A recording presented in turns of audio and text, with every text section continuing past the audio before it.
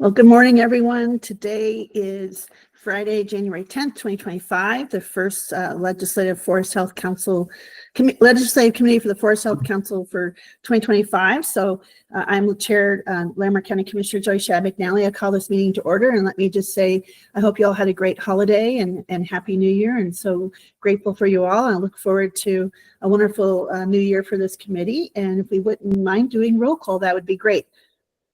Yes, I'm going to run down the list. Samantha Albert. Good to see you all. Morning, Samantha. Katie McGrath Novak. Don't see Katie here yet. Commissioner Jody Shattuck McNally. Present. Morning, Commissioner. Mark Morgan.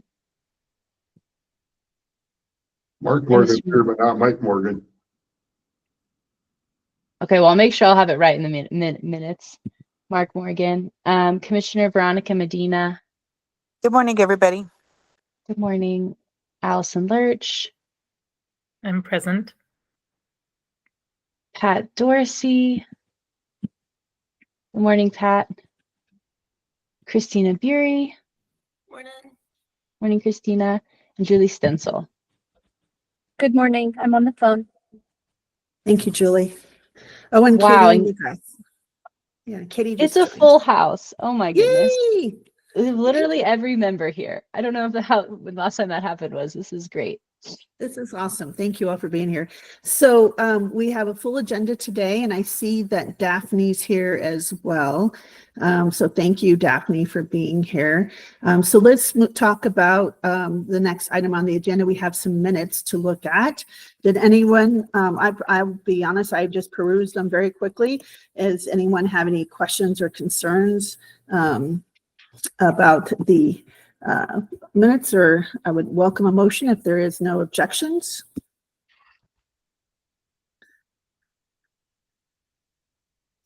Do we have a motion?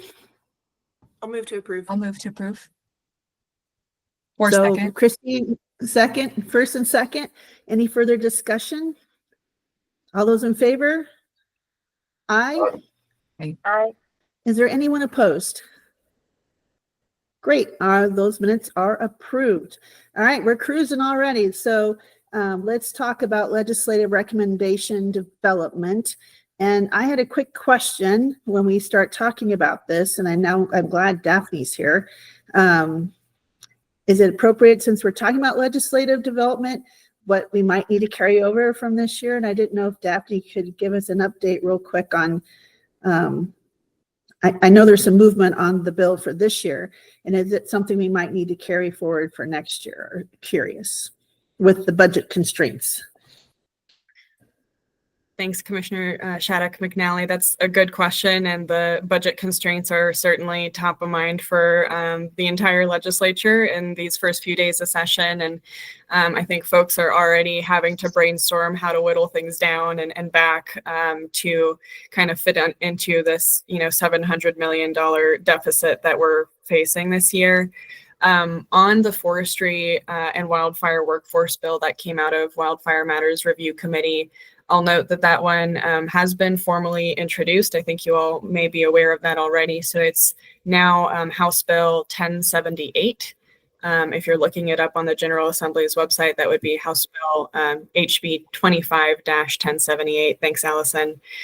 And so I think you all are familiar with what this bill is looking to do, and including implementing a recommendation that this group developed. So maybe I'll spare the details of running through the bill unless that's helpful. But I'll just note that the sponsors are looking to potentially convene a discussion to hear from, CSU, who has an implementation role in the bill, and from other stakeholders on how to make sure that this bill is implementable under the fiscal constraints that we're facing. So not sure what is going to come of that conversation, to what extent the bill, could be subject to changes here in the next few days based on those budget issues. But I think that, Representative Basenecker and Velasco, as well as Representative or Senators Marchman and Cutter are thinking through this and, trying to think through ideas. Do we know when it'll be in committee, and should we go ahead and talk about coming to testify in support of that, et cetera? And what should we be discussing that at all since it's already been introduced? So it has been assigned to the House Agriculture, Water, and Natural Resources Committee, but it's not yet scheduled for its first hearing. So far, I've only seen like 1 or 2 bills that have been scheduled for hearings. I think you all are aware that the first couple of weeks are really spent with Department SMART Act presentations and, you know, the departments giving an overview of all the work they do. So I imagine it may be another couple of weeks before it's scheduled for its hearing, but certainly I think James and I will keep you all posted as it's starting to move through the process. Great, thanks. I appreciate that. So I just want to kind of noted that because I had been watching it, and I actually was at the state down there and talking, and I was like, okay. And CSU had you know, because they are right across the street basically from my office, had been at telling, keeping me updated as well. So I'm curious about if we needed to kind of discuss that if we needed to go testify in support of it and things like that. So because I believe it's a priority bill, we can do that, correct? Because we don't, Allison?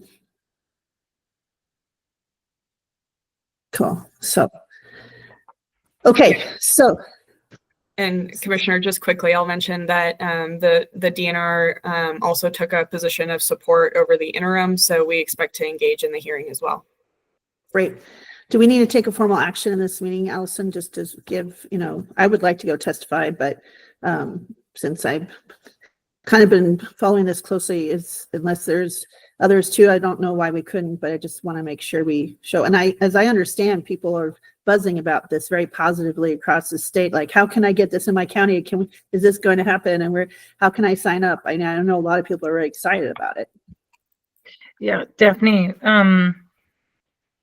I mean, we can obviously make a motion at this meeting if we needed to, but we also have many other meetings with this legislative committee, right, in the next, you know, couple months. But yeah, do you think we need to make a motion to be able to participate or testify in this? It's a good question, Allison. I am not sure what the correct protocol is for the council kind of internally. I would note that, you know, as the bill is implementing a recommendation developed by this group, it seems like that approval may already be there. However, there are also other components of the bill in addition to what the Forest Health Council recommended. So maybe just for clarity's sake, given that the scope of the bill is a little bit broader, it might be wise just to make sure the full group is comfortable with that. Yeah, Commissioner, can I do some research and come back at our next Ledge Committee meeting next week? Yep. Great. Yep. And I think that meeting is that an extra meeting? Because I don't think if that's kind of an extra meeting, so we may not have that, and we'll possibly have a conflict towards the end of the meeting because I'm on an interview committee for Estes Park, and so I had put that on the calendar way before, and they popped that in for us to do final selection. So yeah, let's look at that and see what that looks like, and because we'd love to be supportive since this was one we were really excited about. But yeah, okay, well, if so not at the 18th, then we can do it, or the next one, then we have the 24th. awesome. Great. And I think either one of those would be great, but it's probably going to be I'm hoping we can get a lot done today. So let's move on to the next one, or the next item, and that is just continuing with this conversation with our development. So Allison or Courtney, are you leading, or are you going to have Daphne? Is Daphne here just to listen, or is she going to provide some input, or just curious, because I want to make sure I'm not ignoring Daphne. What's the role? We had invited Daphne to provide information on what's happening in this current legislative session, like answering questions about the last bill, if there's any other bills that the group needs to be aware of. And Daphne, you know, I think she often has a conflict coming up, so we only have her for a little bit more time, but it was great to have her input in if there's anything else we need to know about the 2025 session. Okay. Commissioner, sorry. No, I was gonna say, may I'll have you proceed with that really quick, but let's, Samantha has her hand raised with a question, so let's go to Samantha next, and then I'll have Daphne provide that information. Thanks for clarifying that, Courtney. Yeah, thanks, Commissioner. I don't want to take us off track, but I did just want to acknowledge in relation to the bill we were just talking about, 1078. The Economic Development Office just released their third phase of Opportunity Now funding, and one of those sectors is education. And so I just want to acknowledge that that could be another potential funding pathway. The only caveat is that applications are due by February 7th. And I'm not sure who would be in charge of submitting that application, but I'm just going to go ahead and put the link in the chat if people are just curious to learn more. And I'm happy to follow up with Courtney or whoever, if that makes sense, to learn more. That's wonderful, and I'm not sure, would we send that to CSU and to the group that's working on that, or would that be, I'll let you and Courtney and Allison kind of, I don't know who sends that to them, but I know Carrie Rollins is been actively working on that, so I didn't know if we needed to send that to her. So, okay, so now Daphne, thank you. Thanks, Commissioner. Real quickly, I thought I might give kind of a big picture of the General Assembly makeup, highlight some changes that we've seen. So you all know kind of the legislature that we are engaging with this session. First, this is the 75th convening of the General Assembly, so that's a pretty big milestone to reach. I just wanted to highlight some changes to legislative leadership. I think some of you may know that President Steve Fenberg of the Senate was term limited, and he has been replaced by Senator James Coleman out of Denver. So have a new Senate president there. We also have the same majority leader on the Senate side, but a new assistant majority leader with Senator Cutter. Of course, you all are familiar with her being a leader of the Wildfire Matters Review Committee. So it will be great to have her playing an active role in leadership. And then on the House side, we still have House Speaker Julie McCluskey from the Western Slope. Monica Duran continues to be the House Majority Leader. And then I think I just also wanted to quickly mention that there are several new members coming into the legislature this year, 23 through the election cycle, and then actually a few new members from recent vacancy committees. As far as the majority-minority split, the Democrats lost a seat in the Senate, but also gained a seat. So it was a net neutral change. There'll continue to be 23 Democrats and 12 Republicans in the Senate. On the House side, Democrats did lose 3 seats. So they no longer have that supermajority status, but still have a pretty wide margin with 43 Democrats and 22 Republicans there. Real quickly, I'll just note that the result of the vacancy committees were posted recently. So John Carbon was selected to replace Kevin Van Winkle for Senate District 30. He is a former CU regent, Douglas County Commissioner representing the Douglas County region. And then Representative Judah, who's an existing member, she will be moving over to the Senate, replacing Senator Janet Buckner, who recently resigned. And then finally, Matt Ball is going to be a new face in the legislature, ticking that number up, I think, to 25 total new members. And he will be replacing Chris Hansen out of Denver. I won't maybe go into the details on changes to committee assignments, but certainly happy to talk about that or answer questions about it if it's helpful. Otherwise, just wanted to mention that all of the Wildfire Matters Review Committee bills have been formally introduced. So I think the forestry and firefighter workforce one was really the key one of interest to this group, but there's also one on landowner immunity for emergency access to properties. That's House Bill 1053.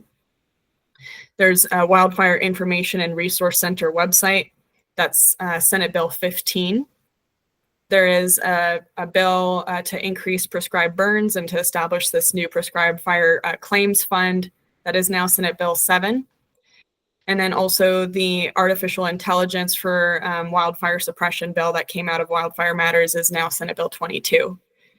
In addition to those Wildfire Matters Review Committee bills, there's a couple more wildfire related items that have been introduced in the first couple of days of session. So wanted to quickly mention those. One is House Bill 1009 on vegetative fuel mitigation. This one's coming from Representative Morrow and Senator Cutter, and essentially allows fire protection districts to provide fire protection services and remove vegetative fuels on private property. So essentially enabling these vegetative fuel programs that encourage landowners to make sure that their properties are properly mitigated. I'll spare all of the details of the bill, but I'll just note that the bill creates some noticing requirements for districts to notify landowners, and also potential fines for landowners that don't comply or allow this kind of vegetative fuel mitigation on their property. And then the last one I wanted to mention is Senate Bill 11, which is on wildfire detection components, another recently introduced bill from Representative Doherty and Weinberg, as well as Representative Brown. So this one essentially just requires the Division of Fire Prevention and Control to establish public-private partnerships with the goal of creating a statewide network of AI-enabled wildfire detection components. So it appears that the goal is to have private partners really helping the state in deploying this technology, maintaining it, and that technology has several different purposes and benefits, including what's called out in the bill as monitoring prescribed burns. So we are checking in with our partners at the Division of Fire Prevention and Control on several of these bills, but definitely just wanted to flag them as areas of interest in this group. And then that last one, I'll just note, has been assigned to the Senate Transportation and Energy Committee, but as I noted earlier, many of these bills are still waiting to be scheduled for their first hearing. I think I'll stop there. Any questions that I can help with? Yeah, I'd like to ask that last bill with the AI bill that's looks like about over 3 years, $6-7 million price tag.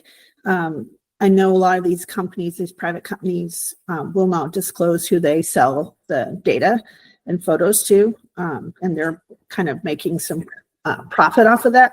Some of them. So I'm curious if there's any, if you've seen the language of the bill, because I haven't read it, about protection of not selling the information or the data or the pictures, because there's a lot of people's private properties and things, and because some of them are selling them over, because I have experience in this, asking these questions from my county. They could be sold abroad, or sometimes they're sold to universities abroad, and I'm just curious if there's any kind of protections and thoughts into that. It's a great flag, Commissioner. In my first pass through of the draft, I didn't see any explicit data privacy protection provisions. I'll go ahead and link in the chat to the bill draft. Oh, Allison's one step ahead. Thank you. But I didn't see anything explicit on that subject. Well, personally, as a lone commissioner out of this committee, I would have concerns about that. So, yeah. So, thank you. Thank you. Okay. Anything else? Any other questions? Before Daphne heads out, I just want to say, so James is going to be, we're grateful to have James here, as Daphne, cannot be here for most of our meetings. So thank you so much for making some time this morning, Daphne.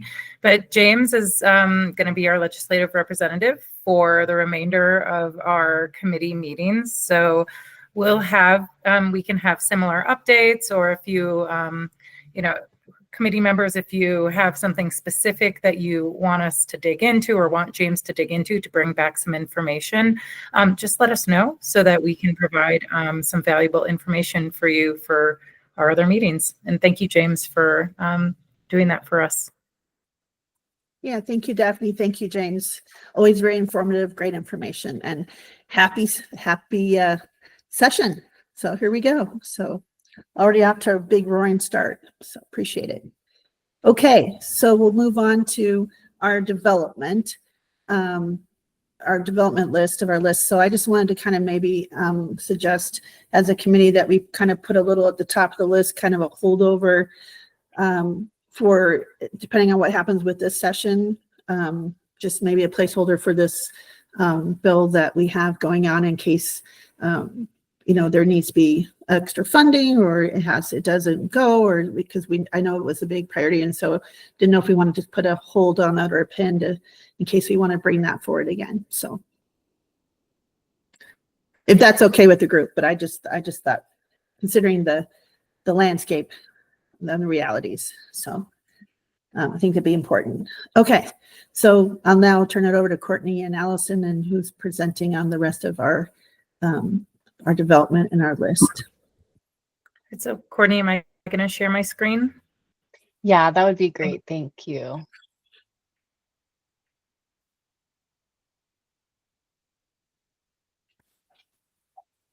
Let me get us back to where we were.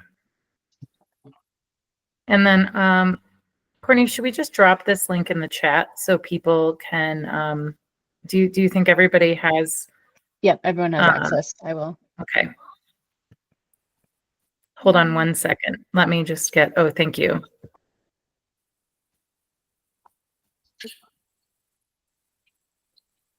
Okay, very sorry. I have children at home on Fridays, and it's that perfect moment that every time I'm supposed to present, talk, or do anything, they need something. So I'm going to do my best. You can see my face getting flush.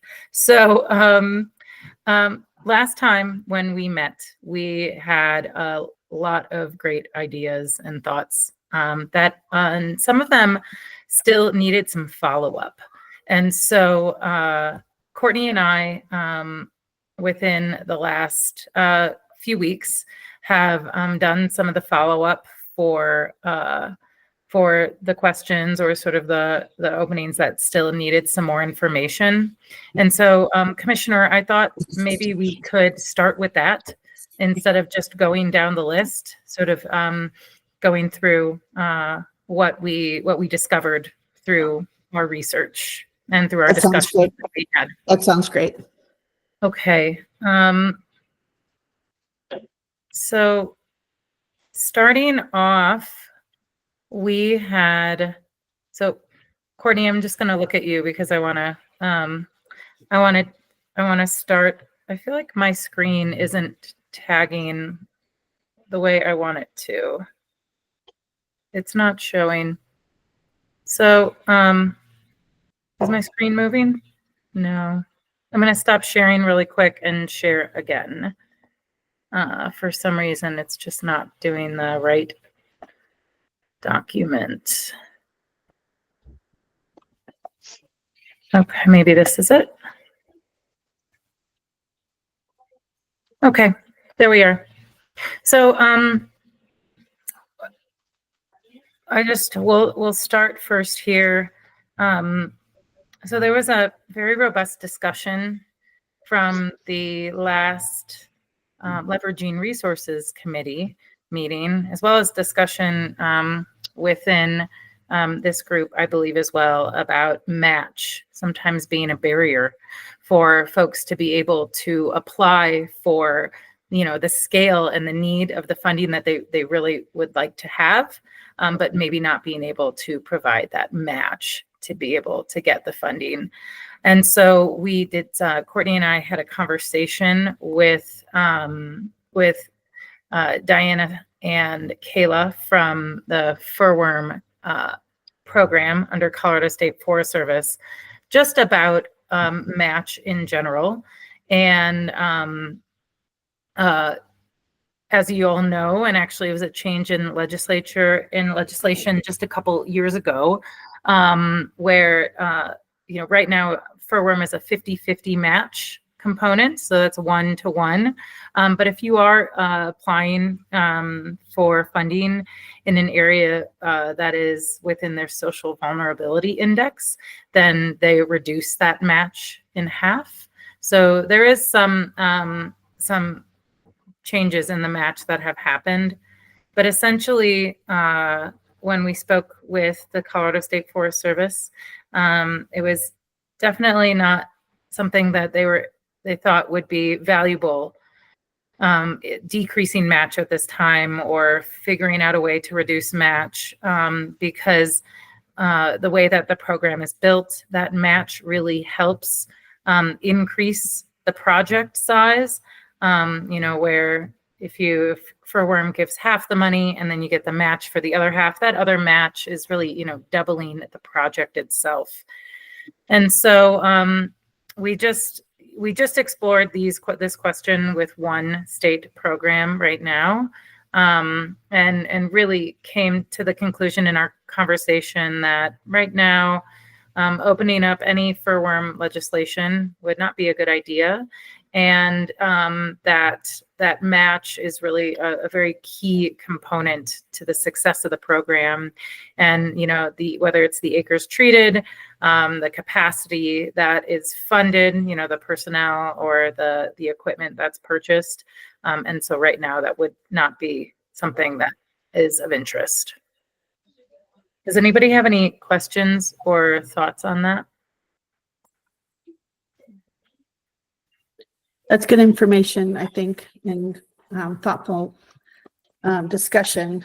But certainly, I think going forward is still something I'd like to kind of put it in the parking lot to discuss, because even I know we're looking at going one of the U.S. Forest Service grants or those big wildfire defense funds and trying to find everyone who can put in even 100,000 or 50,000 is almost impossible right now. So just something, something to kind of think about going forward, but just, and we're trying to pool it all. So it's just kind of something maybe to put in the parking lot for further discussion.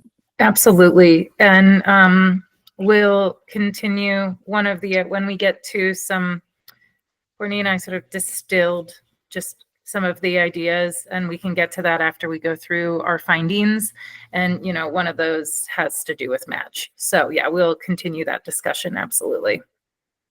I'm going to pass it to Courtney for the GNA, Good Neighbor Authority legislation. Yeah. So another thing that we've been hearing a lot about from many of our presenters is the impact that GNA has when the State Forest Service or state partners are able to do work on federal land, and how important that is. And I think it's been really clear that GNA is a super important tool in the toolbox for forestry work in Colorado. So there had been a question and a discussion, are we able to increase the amount of funding going to GNA? Are we allowed to change? Can we somehow influence the practices of GNA? And I think what we ended up learning was that there isn't specific GNA legislation. So there isn't statute, and James, do correct me if I'm wrong, that names GNA. And so legislatively, I don't think that there's a way to impact GNA. I think there are ways through partnership. I think Director McCombs is a big supporter of GNA, and so the State Forest Service is working on it, but I don't know if there's a legislative pathway to impact GNA. So that's sort of where I feel like hit a moment of maybe not having influence from this committee. James, what do you think? I think you're absolutely right. I think there is one path forward, but in this era and age, it's not feasible. Couple of years ago, the governor did explicitly, and I guess the JBC in the long bill did explicitly include, I think it was $4 million. It was $4 or $2 million for the purposes of hiring foresters at the State Forest Service to do GNA work. With the budget scenario this year and into the future years, I don't think that's a plausible option, and it's something that we'd have to work with DNR in budget requests to kind of move forward. But you're right in saying that there's no statute in 23 or 24 state government and higher ed that specifically calls out Good Neighbor Authority. Okay, but I'm curious, but there is sort of a budget. So other than statute, there is budget type of policy where funding could be allocated. Not necessarily policy, mostly just resources. Okay. I'm still figuring out the nuance between those things. So would you say that's then like the door to that might be open a little bit? Is there room? Of course, there's the issue of like, this is the tightest budget year ever, but maybe in the future, there is a pathway, even though there's not legislation, there is just budget resources. we did kind of like think about this, but there is a possibility, but it's really hard. Yeah, and we can discuss, we can discuss this maybe at the next meeting and bring back some more information on what other resources might be out there. But when it comes to that internal budget process, there's just not much we can share. Cool. So Should I- should put this in the parking lot too I'm sorry, Courtney, go ahead. Mark Morgan has his hand up. Thank you. Mr. Morgan. Just two quick comments. I think GNA, being the valuable program that it is, part of what makes it really valuable is the state's ability to be flexible in application of these projects and stuff. Sometimes the bureaucratic burden of federal processes makes GNA the value that it is, because the state is able to be more flexible. And secondly, I think we need to pursue educational opportunities for both our legislators and our government employees and the public as a whole as to the value of GNA. Most people don't know that it exists. They don't know what the value of it is. And I think one thing that we could move forward with is opportunities, again, for education. A lot of the people who are making decisions and making policy really don't know about the program, about the value of it, and what a tool it is. So internal education, I guess, is what I would call just a comment. Thank you. It's a really good point. With a lot of the new legislators that just got appointed or just got elected, they're with all the things they have to deal with. I don't know. There's not a lot of them that are subject matter experts on a lot of things. So that's a good point. We got to sell them and train them up. In that case, I think we should keep this as an idea for further discussion, this education piece. Yeah. Should we put that? We have a budget committee parking lot. Does that sound like an idea? Go ahead, Courtney. And then Yeah. Pat has her hand up as well. I have two lists going right now, or Allison and I have two lists. One is sort of ideas that were coming up in this meeting or at the last meeting that we could make legislative recommendations from. And then I'm creating a parking lot item as well, or a parking lot list there at the top of this document. So I can put GNA education and then GNA funding both in the parking lot. If Allison and James thinks that's the most appropriate place for them, if having it in the ideas, if GNA funding, maybe I'll let you all as policy experts decide if that belongs in the 2026 legislative session ideas or in the parking lot list. I always think even if it's hard, it's something we just can't shut the door on, because maybe we can find a way to navigate through the challenges and the hard. But Pat Dorsey. Yeah, and I was just going to say, there's a lot of stuff flying around at the federal level right now, too, that could affect GNA funding. It could affect the ability of other organizations to do work. There's some stuff in the Farm Bill. There's one action, I think, that requires the Forest Service to evaluate the cost of doing nothing, which would be an interesting one when that hits NEPA. I know that DNR is probably actively watching federal legislation, and it'll take 5 years for anything to move through the federal system. But if we could have updates on that too, and how that might influence ongoing or upcoming state legislation, I think that would be really good. That one about action, analyzing the cost of doing nothing, to me, could have some really big impacts on what work gets done. Yeah, good point. Thank you for that. Where could we get that information? Would that come from you, Pat, or how could we get that information? Or is DNR staff, how do we collect and keep a pulse on what's changing there with the Farm Bill and things? I get a lot of stuff through the Turkey Federation. I'd be happy to pass it to Courtney and Allison. And James, they already have a list a mile long, but be happy to share anything that I get just in case it's something different. Courtney? Yeah, I think that would be great, Pat, if you share things that you find, but I also know having someone verbally share can be helpful. And it's a little bit lower on this list, but we've been engaging with DNR's, what maybe her title is Federal Affairs or Director of Federal Affairs. Director of Federal Affairs. And I think she's very open to engaging with this committee also. And we're super excited to talk about that, in 2 more bullets when we get there. But I think there's a lot of potential, Jody, to have Lacey Gentry join this call and talk a little bit more about federal policy. And Pat also, if you wanted to as well, but not to give you, big homework and tasks. That's fantastic. I think that'd be great. Fantastic. Sorry to jump ahead. Thank you, Pat, for your expertise and your input. Thank you. Okay, Courtney, are you still presenting? Yeah, I think Allison and I are tag teaming these. I can take this one too if you want and talk about our conversation with the Colorado Water Conservation Board. Courtney, is that the appropriate place for number 3? Yes, I think we should just go down the list. Great. And sorry for having my camera off for a second.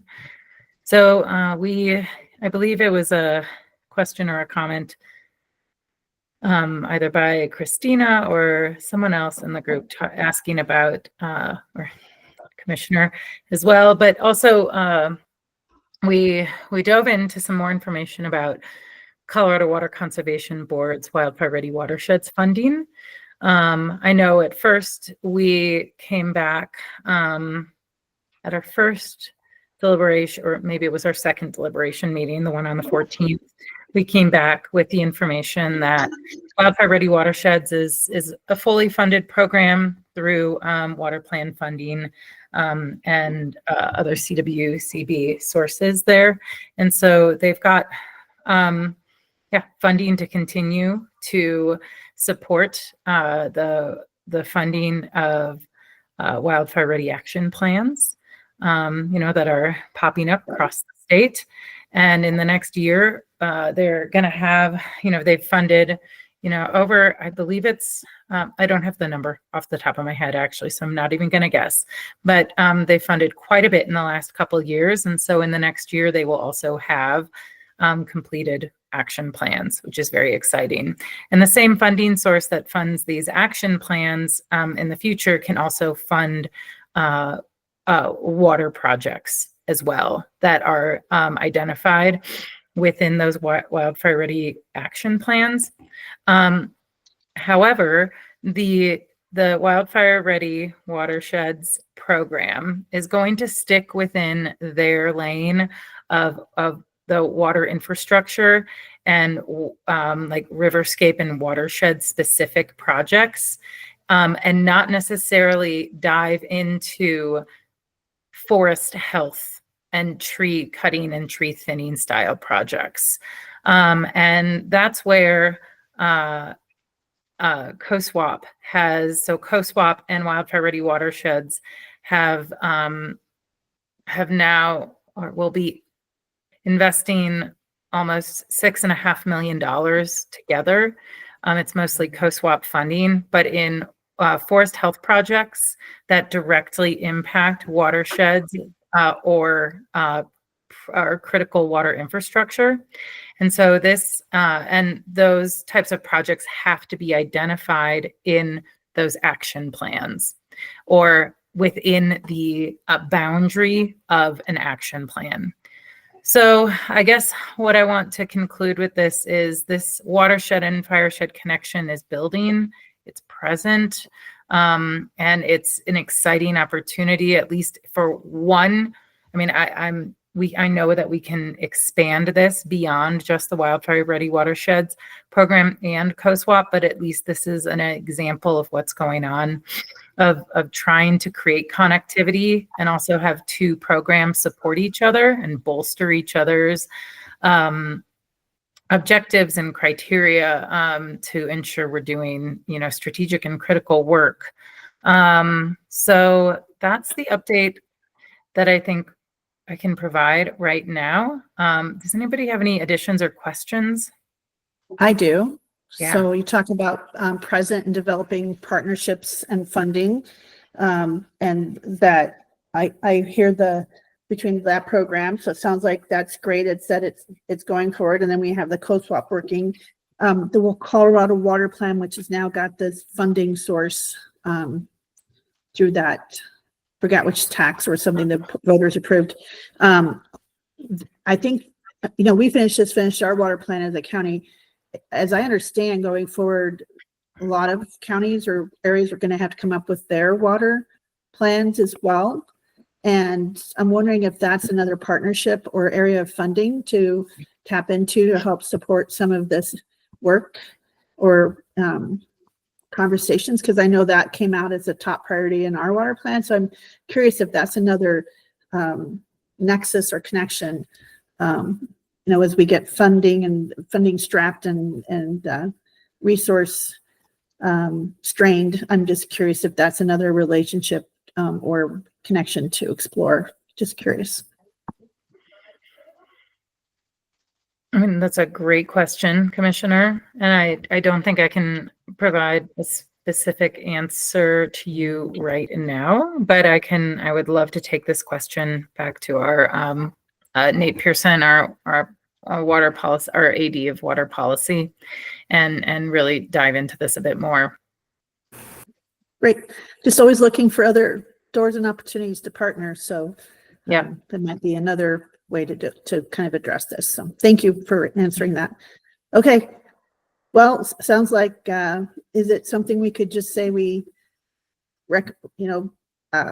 even make a statement that we think we were pleased or support or think this going forward is important, and at least make a statement about the critical, we support this program, think it's critical in the partnerships or something? Is that something we could at least emphasize? So I don't know, just sometimes I'm thinking, sounds like a lot of these things we're just going to need to just make statements saying, hey, we're behind this or something. I'm just curious about that too. I'd be curious to hear from, I mean, I still feel new to the legislative process, like kind of that as one of the legislative committees. Yeah, like what we present to the Wildfire Matters Review Committee is like some big statements of support for the work that's already ongoing and funded. Is that what you're saying, Jody?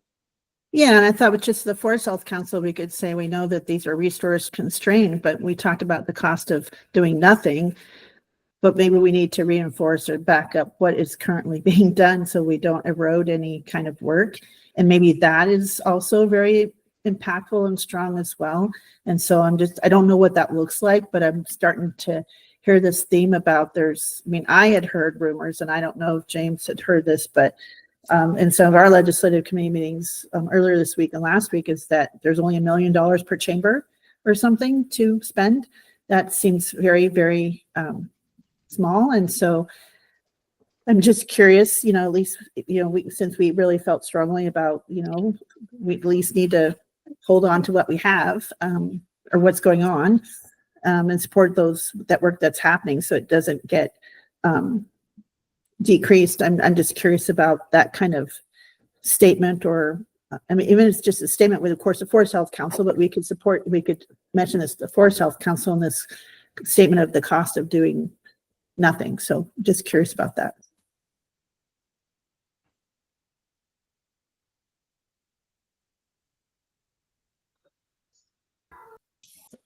Christina.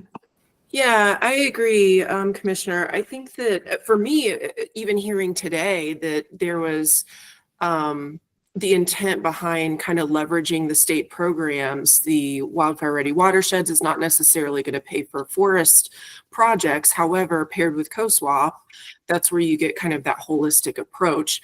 And I think that that's something that, like, even as an expert in that watershed space, like I learned that today. So I do think that information is valuable in showcasing how the state agencies are working together and leveraging resources. We have furworm examples that are, funded by water utilities, and also, so I do think our state is very good at being able to leverage those things. And telling that story is really important, one, to protect that funding, but also to show like, hey, we are making these bigger projects happen because we're creatively leveraging these different programs. So I think it does speak highly of how the state is functioning. I think that's an interesting message that I hadn't thought about that until you brought that up, that yes, this committee is talking about what other legislative recommendations we would bring forth, but also I think being able to showcase the success and how we've been doing a good job with the resources we've had, and we want to continue that.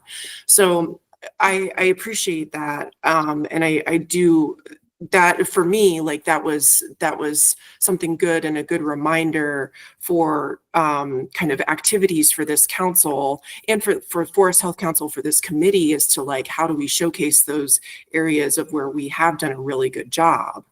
So I just wanted to say I appreciate that and support that. Thank you so much, Christina. And your expertise is really valuable and very valued. And also, I think this is just a good statement for us to make and showcase for the full Forest Health Council, so they're also aware. You know, we hear all these things every 2 weeks and are learning a lot, and maybe we need to make sure we put that in a note to kind of, everyone's leaving the meeting. Hope they're coming back.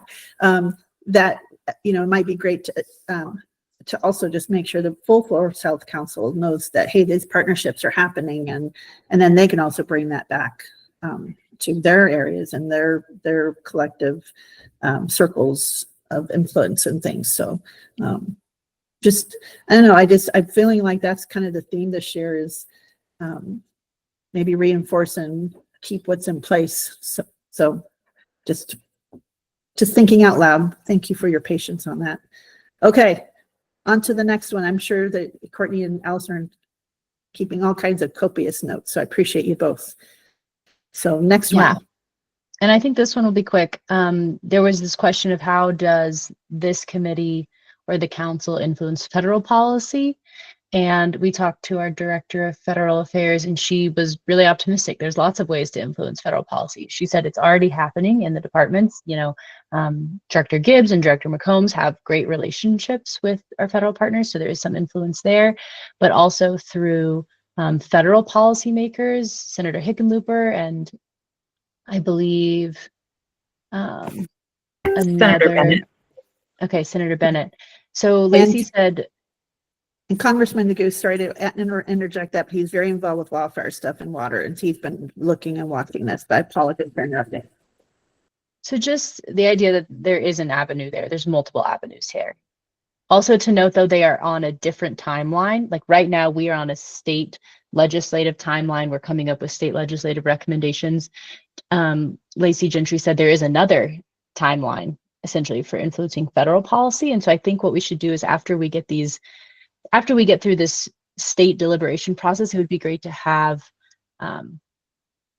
Lacey join us and talk, if this group is interested and if the full council is interested, talk about federal policy. Because that would be something that it's on a slightly different timeline. Thank you. I see Pat had made a comment, and then we'll go to Allison, and don't worry, Allison, about turning off your camera. I understand about the internet stuff. Pat said, letting legislators know why it's important to preserve what the state is already doing is a great idea.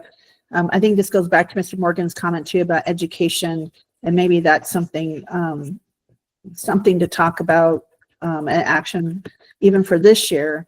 The Forest Health Council, I don't know if that's sent to all the new legislators that come on, and maybe it's something, maybe a one pager. We can also see if the full Forest Health Council would approve something, just to make sure they're all kind of have a base level of what this council is and all those things. I'm just curious about that.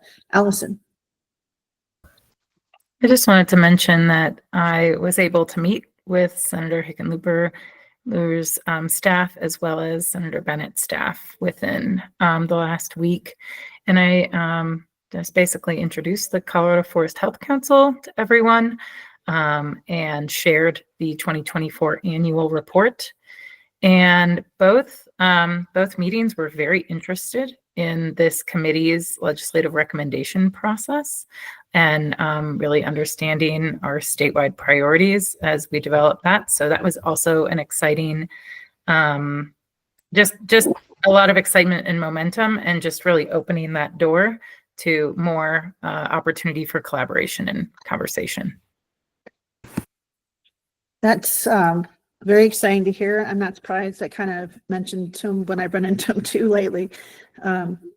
But you know, that's just me talking one-on-one with them. But I'm curious, do we ever, is that appropriate or ever saying to maybe have a meeting as a legislative committee at the right appropriate time to have them invite them to one of our ledge committees or Forest Health Council to invite their representatives or to them to come and listen or present to them?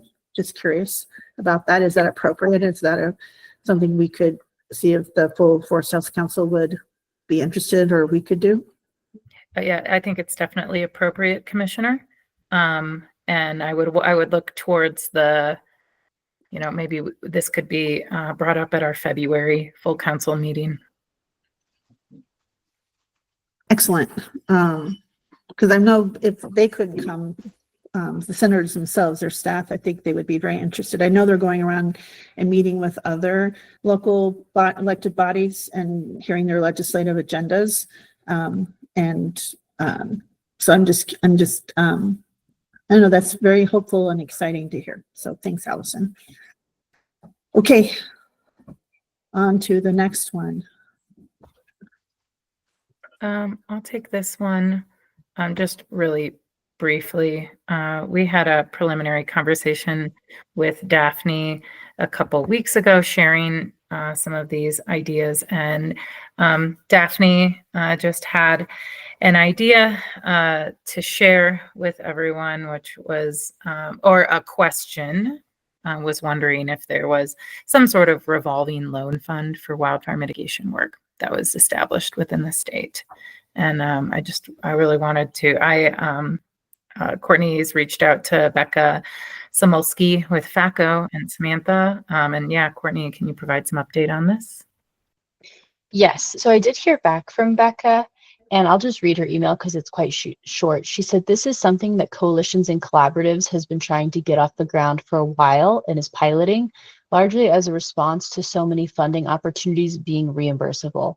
The other state model example that comes to mind is the COVID program loans. While it's a pretty small pot, that may be a model that could be used in a similar way to front funding while organizations await grant reimbursements.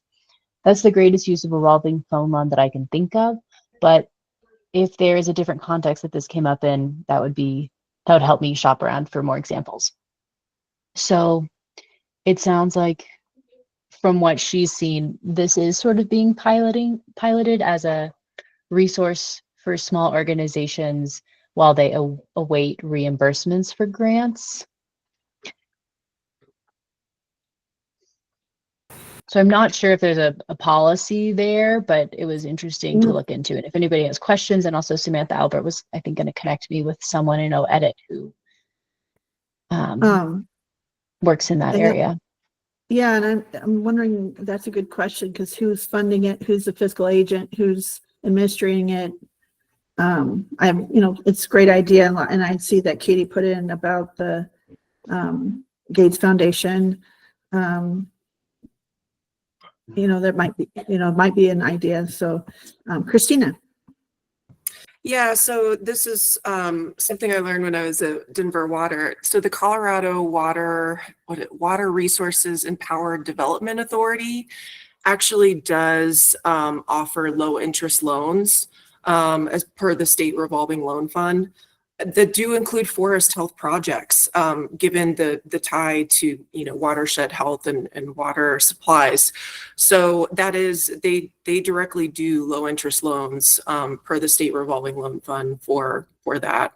I remember having conversations with them in the past, and the reason Denver Water never pursued it was they were just paying it. They didn't want to take out a loan to do that. They weren't at that point in time, but in the future they may need to. But that's something available to water utilities at least, and I think municipalities is to take out low interest loans for that. Well, that's great to hear. I wonder if the small nonprofits or collaboratives are able to And I would maybe something more to learn about if they're eligible as well. Yeah, that's something I hadn't even thought of, was engaging with Colorado Water,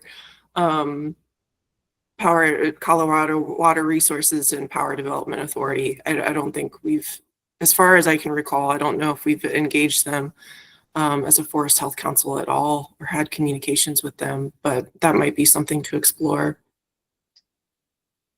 I'm happy to help with that as needed. Well, and then also Samantha talked about OEDIT partners with fund managers to support the Colorado Revolving Loan Fund, and that's supported by the Federal Economic Development Administration. And I'm wondering if that's another one to explore. And even if it doesn't end up being policy, it sounds like this might be an education piece to send out to collaboratives and others to help. And maybe there might be barriers or something there to help them with that. So, well, that's good news that there's something, maybe 2 things already in place. So, okay. Next one. Next, we wanted to turn it over to Mark Morgan. Okay. I think the bullet is a little bit misleading, but I will do my best to correct it here. We were discussing at the time post-fire mitigation efforts, and I suggested that there was some cheaper ways of doing it than putting mulch on with a helicopter. And to be very brief, because I think we're pretty short of time, you can do use harvesters to fell timber, delimit, and lay it across the slope. We put a lot, we've done this perpendicular to slope harvesting operations before, and with the modern harvesters, lots of people have this technology available. It's available across the state of Colorado, and that's a way to essentially stabilize soils. And it gets very expensive as soon as you start creating a product and then transporting it, however you transport the product. And I see a lot of these soil programs or public works projects where people are up cutting barricade logs and staking it into the ground in some of these drainages to prevent erosion. Well, the way to do that is with a modern harvester with a processing head. Cut that whole tree log after it's been burned, lay it crosswise, press it into the slope, start your way at the top and keep working your way down. And that's generally, you can accomplish something like that for about 1/3 of the cost or less, maybe even 1/5 of the cost of putting mulch on with a helicopter. So there's a big savings there. Another possibility is we take and they do the helicopter contracts. I bid on some of them. I don't do the helicopter work, but we provided material and support. And you end up chipping or grinding material to a certain spec. And then that's sling loaded with helicopters. It's hauled on trucks. Anytime you start hauling material, you're going to get real expensive. There are mechanical methods to produce that same product or virtually the same product through mastication. And you can even do it on fairly steep ground with harvesters, again, with a mastication head on the end of a boom. You come along and you masticate the trees that are still on site, the burned trees. You're essentially putting that same product back on the ground for way less cost. And I see some of these projects, and I think you could achieve the same result for a lot less money. Another one that's possible on lesser slopes. In years past, we used to roller chop, and I don't know if anybody's familiar with what this is, but it's a giant steel drum, and it's towed behind a dozer, and the drum has blades crosswise at an angle on it. And you crush small trees and dead material. Again, you're putting material back on the ground, and you're not transporting it off the site. One of the problems that we have right now when we're concentrating on doing this kind of work is it's always the cost of transporting material off, then reallocating it back on the site. And we need to look at methods. There are a great many methods. And right now with the advent of tethered harvesting, you can tether almost any equipment to work almost any slope. And there was a project done with Ponzi machines, and Ponzi does not have they're not bad people, but they do not have total capture of this technology. Steep ground harvesting, you get a large excavator, you plant it at the top of the slope. There are radio controlled, computer controlled cabling systems, and you can work virtually any machine up and down a slope with this technology, if you're really wanting to work an extreme slope. So I think there are a variety of methods, post-fire mitigation work that can be done at far less cost. And that was my comment and suggestion on that one. The other one is that before you have your fires, the mitigation work that we're doing, or the fuels reduction work that we're doing, anytime you start removing huge amounts of biomass from the forest, one of the problems that Colorado has is a mountain transportation system that is very restricted. We simply don't have the roads. All of our roads and all of our forest roads were built to accommodate what we call a hop-on log trailer on a log truck. And that technology can work on a pretty low standard road with pretty tight curves. As soon as you start removing large amounts of biomass, you're putting it on large live floor trailers, or you're putting it on stiff frame trailers, and it takes an entire new class of road structure to accommodate that. So if we look at situations where we can leave material on the ground by modifying the stand structure to achieve fuels reduction or fire reduction, that's always going to be way cheaper, usually by about a factor of 2/3. And that was the reason for my comment, and I think why, Courtney, you asked the question. And I have a heavy heart this morning when I see what's happening in Los Angeles. And I feel like we here as a group, they planned for that to happen.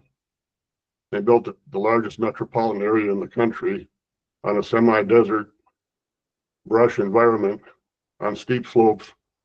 And that's not an accident. They planned for that to happen. And I guess the beginning of my career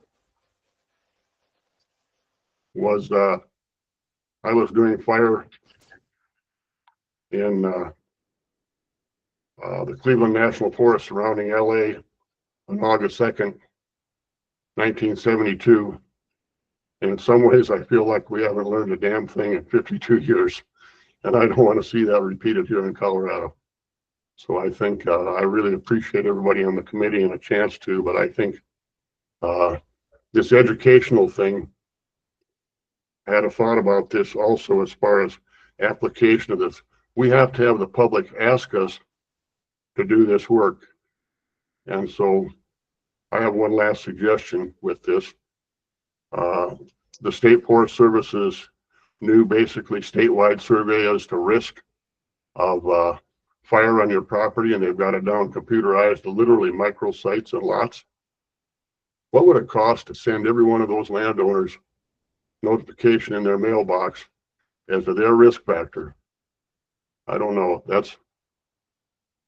I think we have to have an educational thing to ask us to do these other kind of projects. And one thing that I also feel very strongly about is perfect is the enemy of good. We're always looking for the exact perfect solution, but we have to have solutions of scale that we can afford. We need to get that cost down twofold, threefold, and we need to put them on scale. And I think that's enough rambling on. Courtney, I don't know if what you wanted, does that answer your question?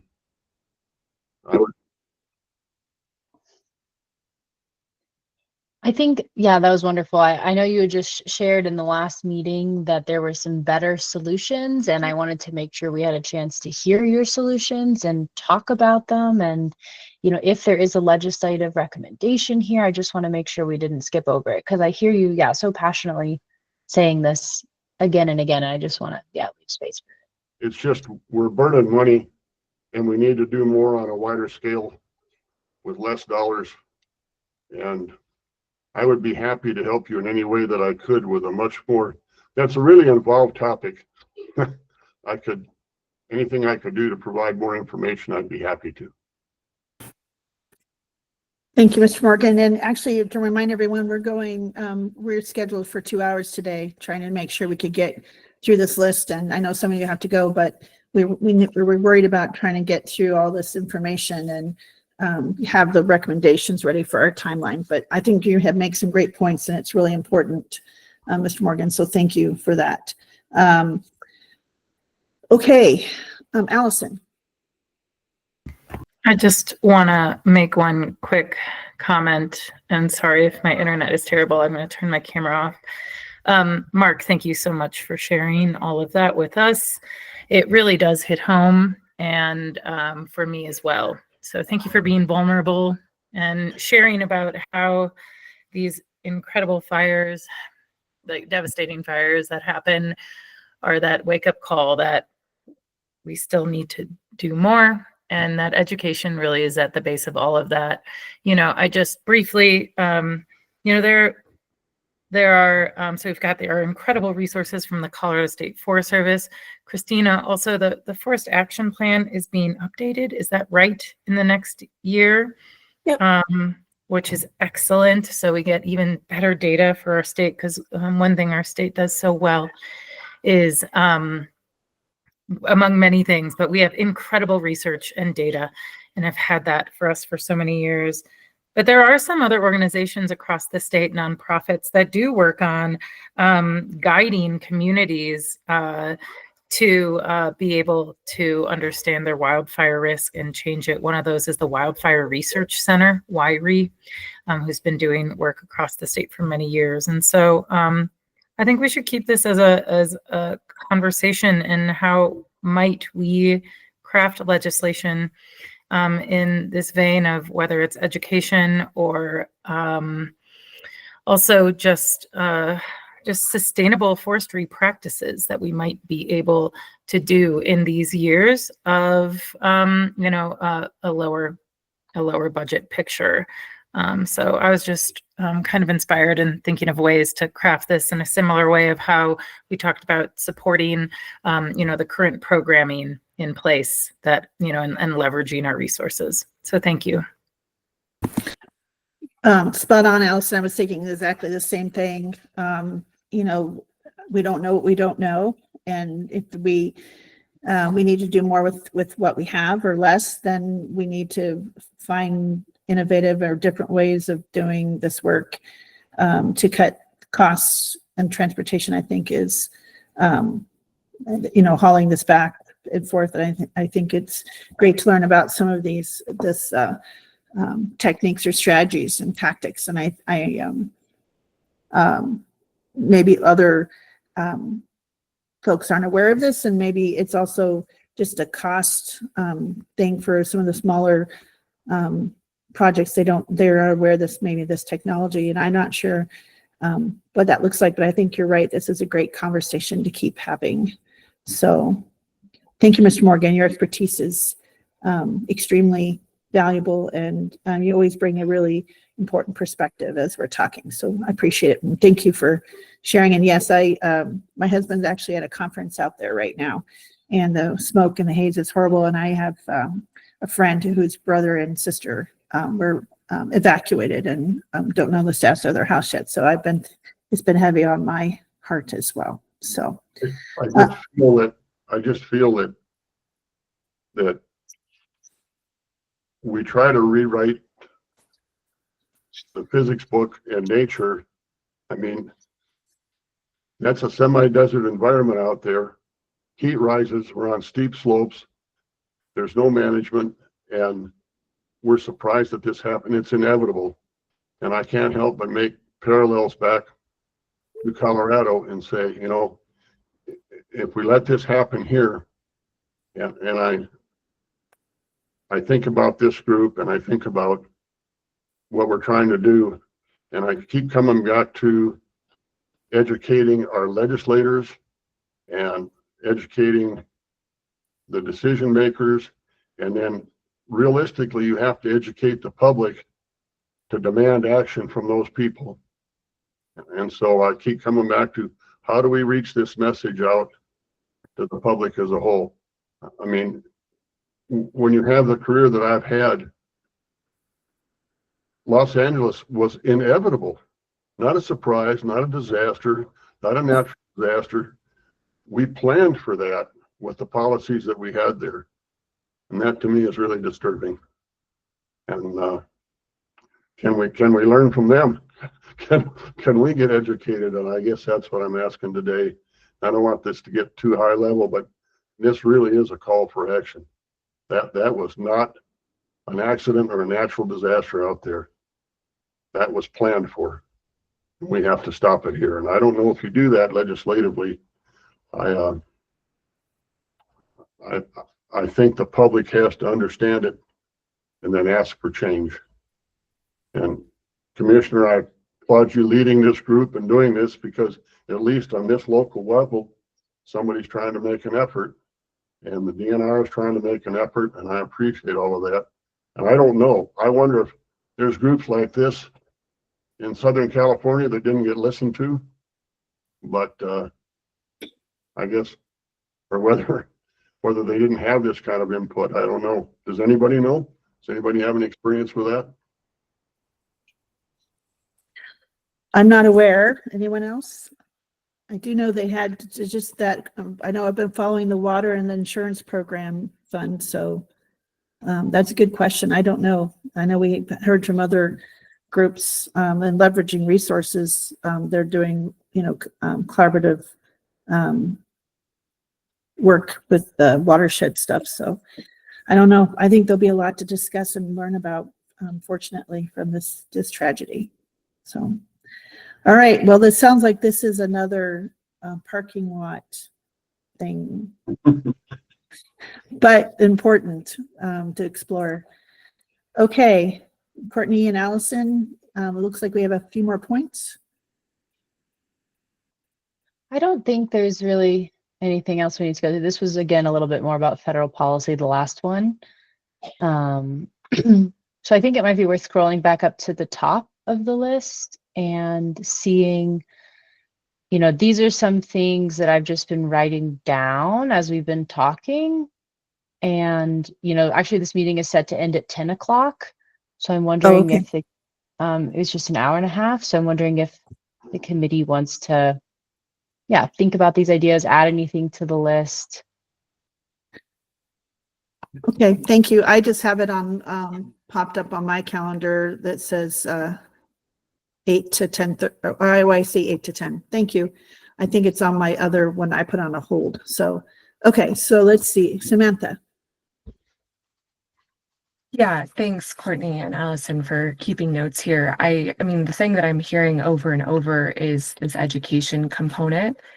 And I know that's inherent in all of these things in varying capacities, but I'm wondering if there's something more explicit that we could all be working with legislators on that front. I know a lot of industries do like capital days, they do, connecting with their legislators. I don't know, anything like that. To your point, Mark, like looking at these lessons learned, just like really bringing it to the forefront, and then also those public opportunities for education. So I'm hearing that from all of you, and I feel like that should be on this list in some capacity. Just curious what y'all think. You must be reading my mind. I was going to ask what's appropriate, and we do other capital days, and remember I went back and mentioned about this one pager, and I'm not sure if there's a hard copy or sent digital copies of the annual report, but I'm wondering, we keep talking about the cost of doing nothing.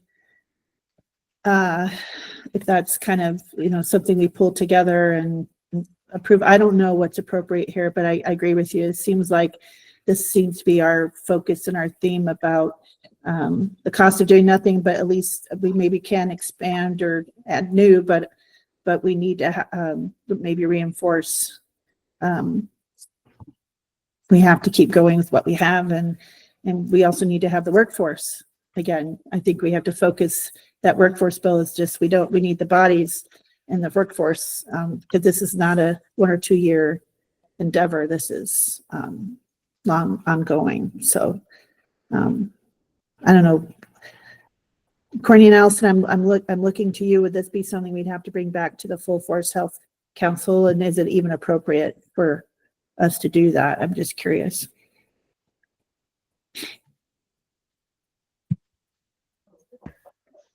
I'll let Allison maybe speak to that.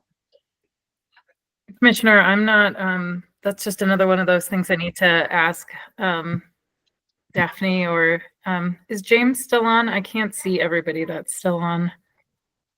I I'm don't, here.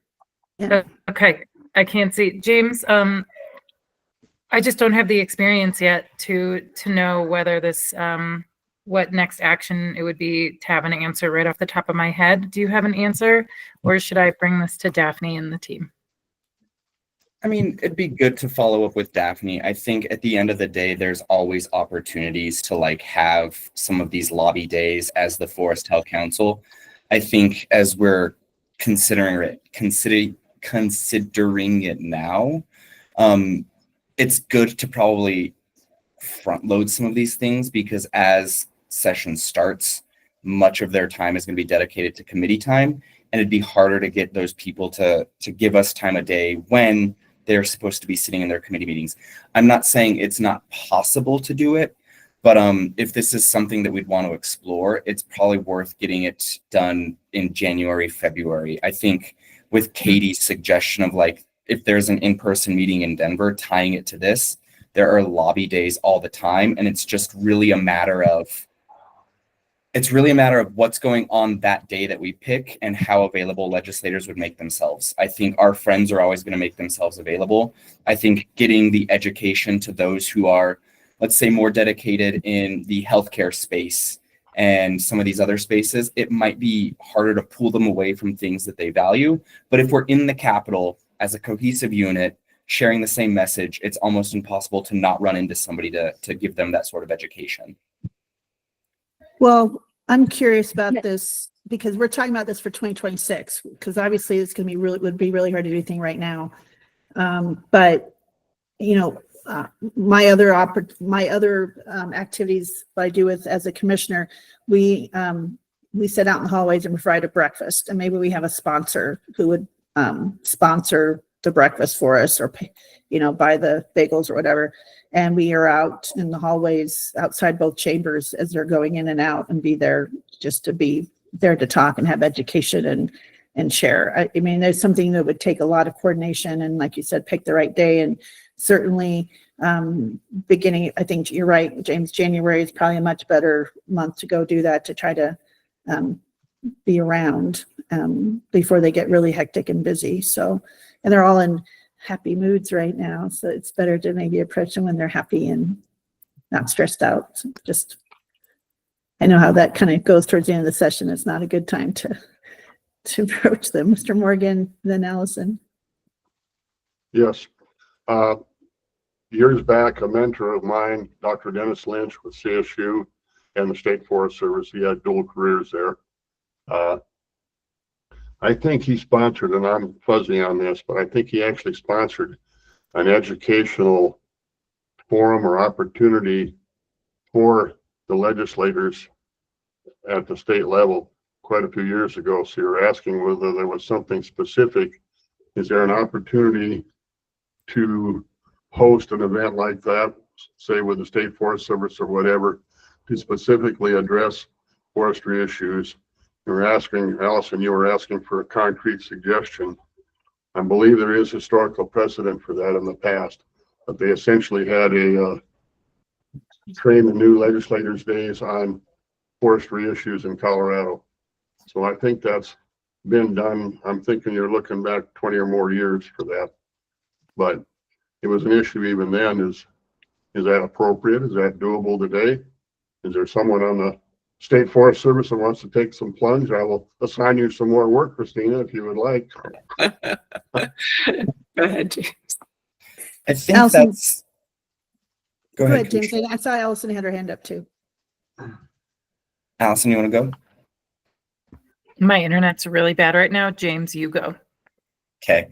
I think that's a really good suggestion. And from my time at the Capitol, yeah, I think it would probably be 20 years ago, like you had said, Mr. Morgan. I think in this new era, especially after COVID, what I'm learning is that the legislature is going to prioritize statutorily mandated meetings. I was having the biggest challenge last year trying to get our forest health report, which is something we have to do every year, in front of committees because it's not statutorily required. And so I think if there's an opportunity, it would have to be, it would take a lot of convincing the chairs of the agriculture committees to be like, let's take some time during our busy day to stop looking at bills and maybe do this re-education. I'm not saying it's impossible, but I did run into quite some roadblocks when I was trying to schedule something that wasn't statutorily required to be in front of a committee or legislators. So I'm just brainstorming out, thinking out loud. You know, if we were out in the hallways outside the chambers and planned this, and we engaged with some of the folks, watersheds or folks that presented it in front of us, and we made it a big, you know, as Katie said, a full engagement of the full Forest Health Council, maybe some other folks who maybe have, I'm thinking up to Summit that had the project that they mitigated that saved that whole housing division. That was a state-funded project, I believe. Correct me if I'm wrong. And have pictures or have storyboards to grab attention. So there's visuals as well as us chatting or one, you know, documents. I mean, it could be attractive to have pictures to look at on easels and stuff. And I don't know if that's allowed on the concourse and stuff. I do know some of them are, because when we do go, they at least have let us put our hey, there's where the breakfast is sponsored by so and so. So I'm just curious. This is certainly an interesting idea of how we could do. I don't know if we have enough time to. It would have to be definitely planned for something for next year. Allison. Well, just in my quick chat to Daphne, because as James said, I mean, whether, I mean, of course, we're talking about next year, but any time for education and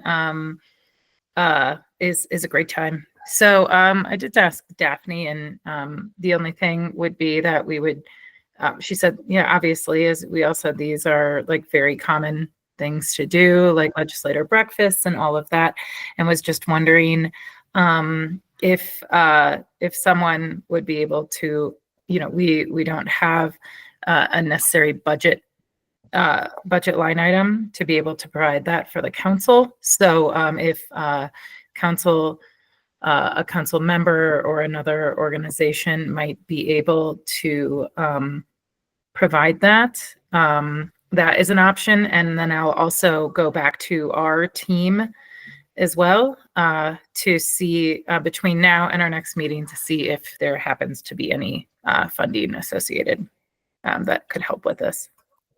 Yeah, I'm just curious if we brought other partners to be there as subject matter experts, if we pull a little bit of resources that might pay for coffee and donuts and bagels or whatever, just, or breakfast burritos too. I mean, I'm just, you can always lure them in with food, especially if you advertise enough in advance that we're going to be there with food. I've been there. It happens. It works. Breakfast burritos are popular. I just think this would be something to look at. So whatever information you can bring back for the next meeting. So, all right, we have like 6 minutes left. I know we're kind of going on tangents, but I think Samantha and Ms. Morgan and all of us have made these comments. I think education, opportunities for education and lots of different arenas is on the list. Would you all agree? Thumbs up. I don't see you. Yep. Okay.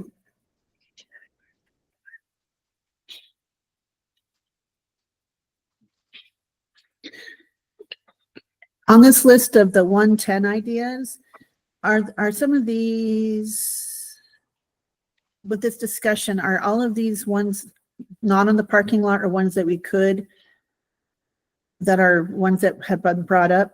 Is that correct? That are not on the parking lot, but ones that we are I mean, these first two, increased funding for programs, these are not something that we've discussed. These were just up here because they were ideas that Allison and I had, but these 4 through 8 are things that have, the committee has spoken today. So you want to go over 1 and 2 because maybe it's maintain and increase. So I don't know if they're going to be, is it statutorily in statute that money's got to be there, or is it a year-to-year line item? Curious. I believe, yeah, go ahead, Allison. I think they're both continuously appropriated. So those, as far as right now, they both are. So yeah, maybe I like your suggestion, Commissioner, about maybe just combining those and just maintaining.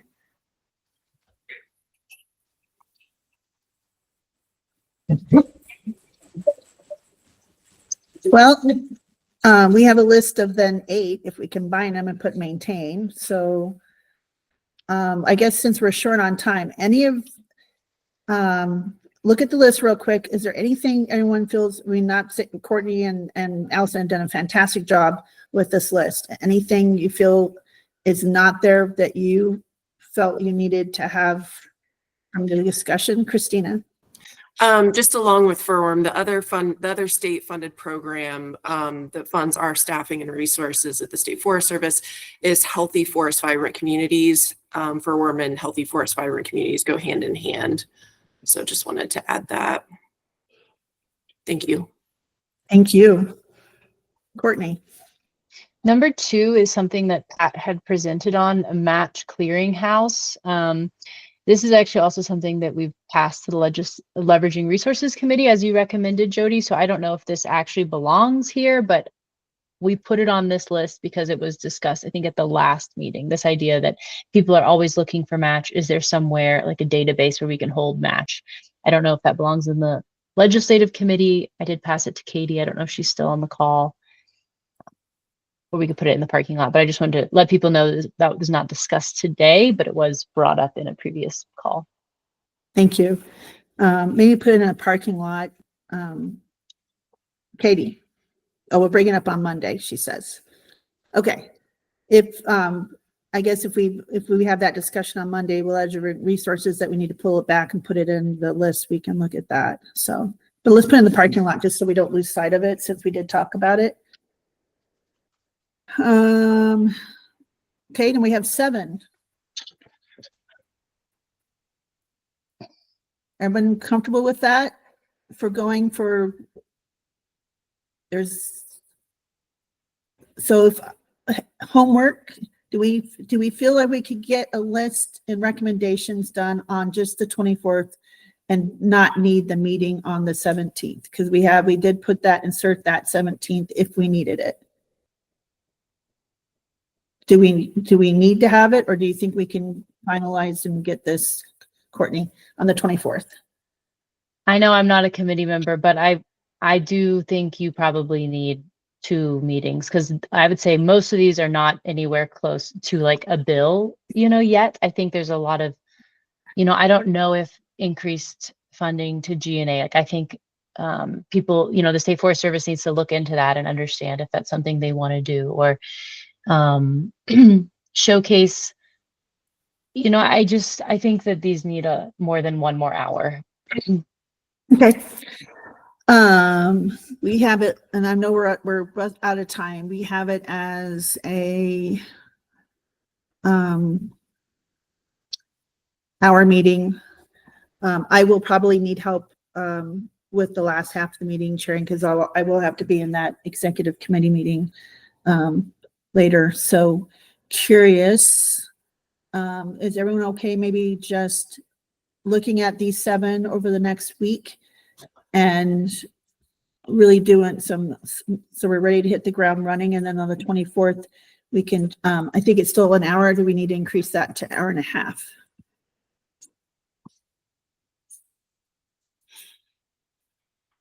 Thoughts, anyone? Would be open to just make it 1.5 hours? Hour and a Yeah, we half, can say I it goes think. in Yeah. Yes. Okay. And then Samantha may see how it happens on the 17th. Let's just give ourselves that grace till 10, just to plan ahead, and then we'll try not to use it. How's that? Just so we can notice it, that we might need an hour and a half. Okay. Great. All right. We're a minute over. Hope everyone's okay with that. Thanks for the good discussions today. Well done, everyone. This is a very challenging list this year. I know we're all feeling it, and appreciate you all very much. Thank you, Allison and Courtney, James, Daphne, everyone for the behind the scenes work and getting the information. This has been really a good discussion this last few months, and I really appreciate you all. So with that, a motion to adjourn. Second? I'll second. Is there anyone opposed to adjourning? Okay, we are adjourned. Thank you all. Thank you, Have Commissioner. a great weekend. Thank you. Thank you, everyone. Thank you. Take care, everyone.